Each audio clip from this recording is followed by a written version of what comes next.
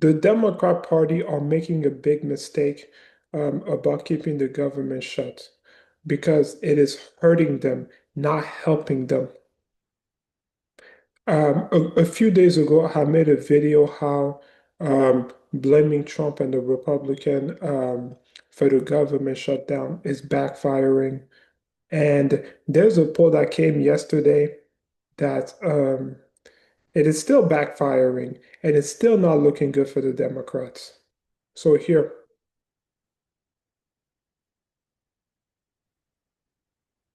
1 million meals. 1 million meals. 1 million meals. بدنا دعمكم المستمر.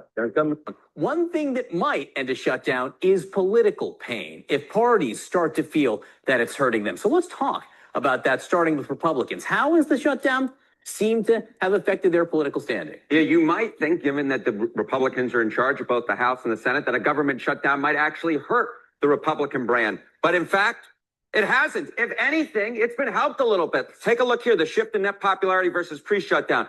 When we're looking at the Republican Party overall, that brand actually up 2 points. That's within the margin of error, but clearly it hasn't dropped. Come over to this side of the screen. Look at the net approval ratings for Republicans in Congress.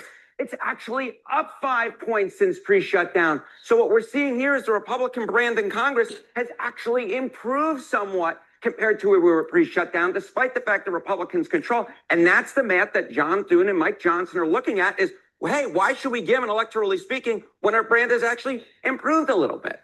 Now, we say their position is getting better. With whom? Yeah, okay, with whom? So I think it's two groups that it's so important to keep an eye on. All right, change in the Republican Congress's net approval rating versus pre-shutdown. It's rallying the base for sure. Look at this, the net approval rating up 12 points versus pre-shutdown. But it's not just with the base. It's also with the middle of the electorate. Look at this, among independents, it's up 8 points as well. So we've got a situation here where Republicans with the shutdown are actually rallying their base, but it's also something that's not hurting them with the folks in the middle. If anything, it's helping them with folks in the middle. And this is the type of math that if you're Republicans, you like to see, right? Because something could rally the base, but alienate those in the middle, or something could rally those in the middle, but alienate the base. But the truth is, we're not seeing that. What we're seeing is the Republican brand has actually gotten better among independents, and it's also gotten better among Republicans as well, that Republican brand when it comes to those in Congress. So again, what's the electoral reason that Republicans would give in at this point? And Democrats, of course, they have their eyes on the midterm elections. Yeah, we have elections 1 week from today,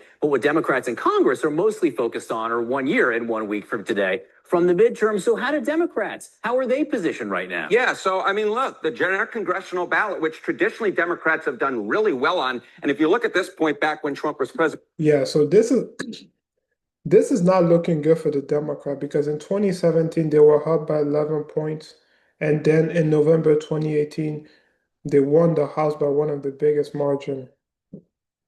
But right now they're up by 3 points. So it's not looking good for the Democrats. The first time around, Democrats are up 11 points. Look at where it is now. Democrats are ahead, but they're actually only up 3 points. This is, in fact, the worst position Democrats have been on in a generic ballot at this point in midterm when there was a Republican president in the last 20 years. And this is no different from pre-shutdown. So Republicans aren't losing on this metric either. They become more popular, and they're actually in a pretty good position for them historically when it comes to the generic congressional ballot. This is a concerning number for Democrats, are you saying? This is a concerning number for Democrats because it's considerably worse than they traditionally do in midterm elections when there's a Republican president. Harry Etten, thank you very much. Okay. So, and also, aren't y'all tired of getting Huh? Did you say hi? No. one second? Okay, good. So, to all the Democrats out there, aren't y'all tired of getting your intelligence insulted?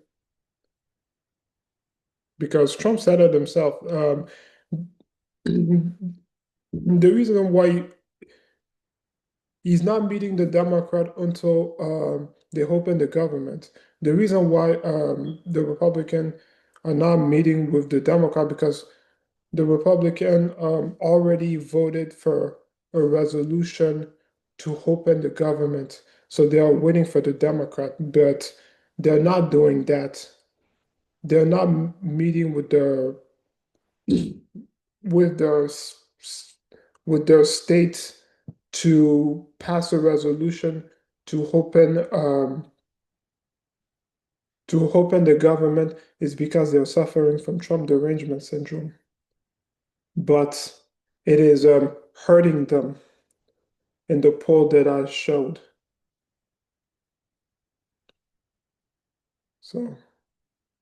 So at some point, liberal, progressive, it doesn't matter how Trump deranged you are. You got to be tired of um, getting your intelligence insulted. I mean, look at this. I mean, let's just go again to Crystal Haveli's Trump deranged channel. So let's look at this. Oh my gosh.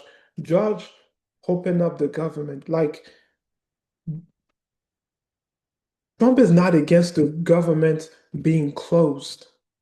But Crystal didn't. I'm pretty sure if I click on this video, which I'm not going to, I am pretty sure he's not going to talk about the fact that there is an article from the Daily Beast in October 28 that happened yesterday.